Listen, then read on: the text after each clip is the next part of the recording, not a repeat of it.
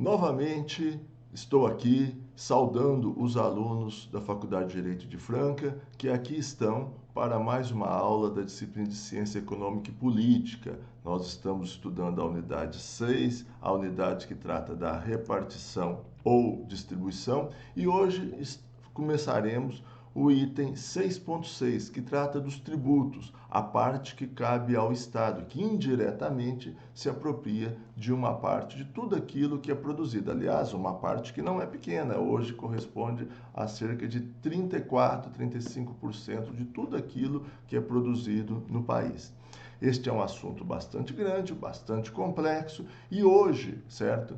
Não vai dar para a gente ver numa única aula, e hoje eu apresentarei para vocês apenas um vídeo ilustrativo dessa questão da repartição, que é a parte dos tributos, e na próxima aula nós entraremos propriamente no entendimento, nos conceitos relacionados a tributos.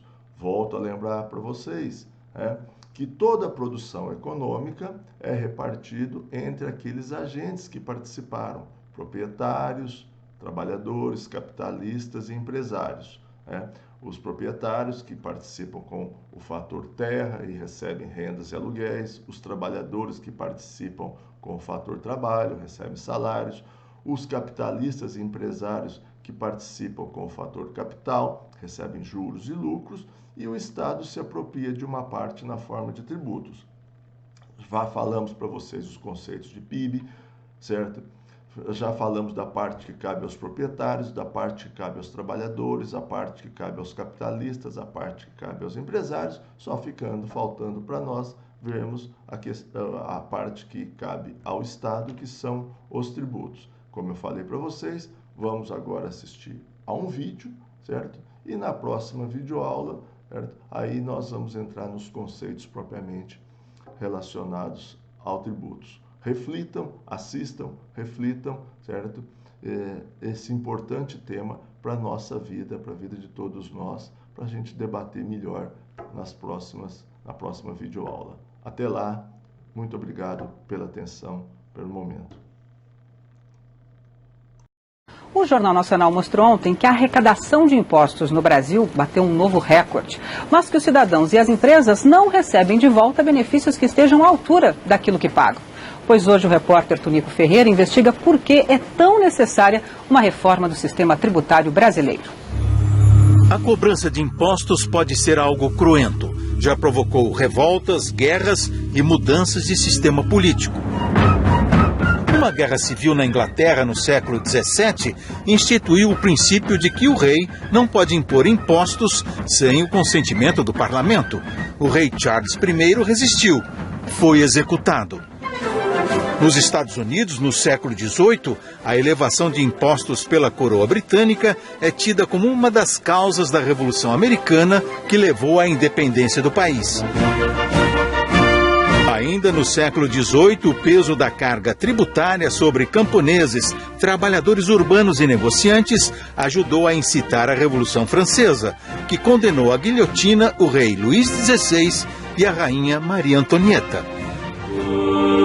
E no Brasil, o imposto da coroa portuguesa, a derrama, foi a gota d'água da Inconfidência Mineira, que resultou no sacrifício de Tiradentes.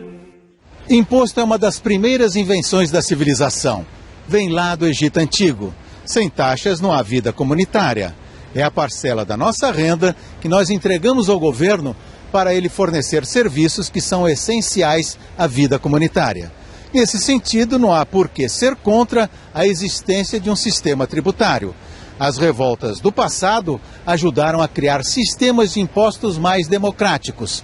Mas muitas vezes os governantes esquecem que o dinheiro não é deles, que existem taxas injustas e que o sistema sempre pode ser aperfeiçoado. Por isso o tema reforma tributária nunca saiu de cena.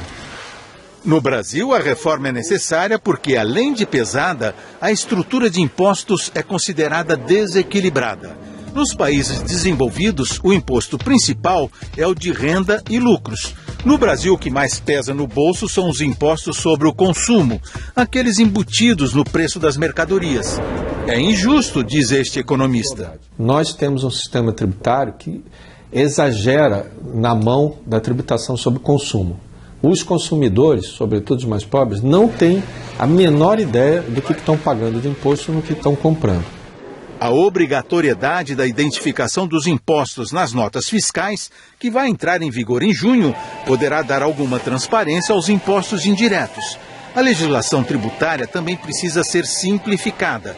Existem no Brasil mais de 80 impostos, taxas e contribuições diferentes. Enquanto a maior parte dos países tem um imposto que incide sobre bens e serviços, nós temos 6 impostos que fazem essa mesma função.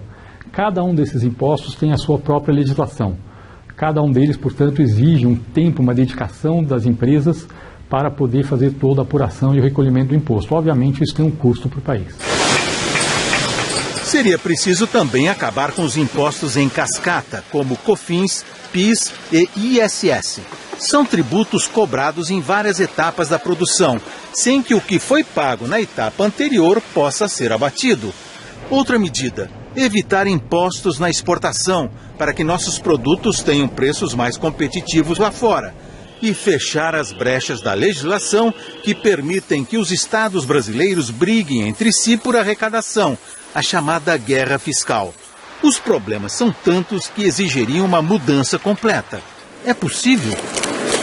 Claro que é possível você fazer uma reforma, desde que você destrave as dificuldades políticas. Existem inúmeros trabalhos já feitos, é uma predisposição política que não existe. Em 2008, quando estava no Ministério da Fazenda, Bernard Api coordenou uma proposta de reforma tributária ampla. Ele diz que o impacto seria um crescimento de 10% do PIB em 10, 20 anos. Sem apoio político, no entanto, a reforma foi abandonada. Cada brasileiro ia estar 10% mais rico por conta de uma mudança como essas. Então, quando você tenta fazer uma reforma muito ampla, você acaba congregando os opositores e os beneficiários da reforma, que são todos os brasileiros, eles não se unificam, eles não agem de forma unificada, porque o benefício não é claro para cada um deles, mas ele existe. Não é o caso de uma revolução violenta, como aconteceu no passado, é claro, mas se os benefícios para o país são evidentes, diz este outro economista, os contribuintes brasileiros não podem desistir de continuar pressionando os políticos pela reforma. É necessário mudar, né? Nós precisamos acelerar o crescimento, precisamos fazer uma mudança, uma nova guinada no nosso desenvolvimento econômico e social. E acho que muito disso passa por se construir um novo sistema tributário.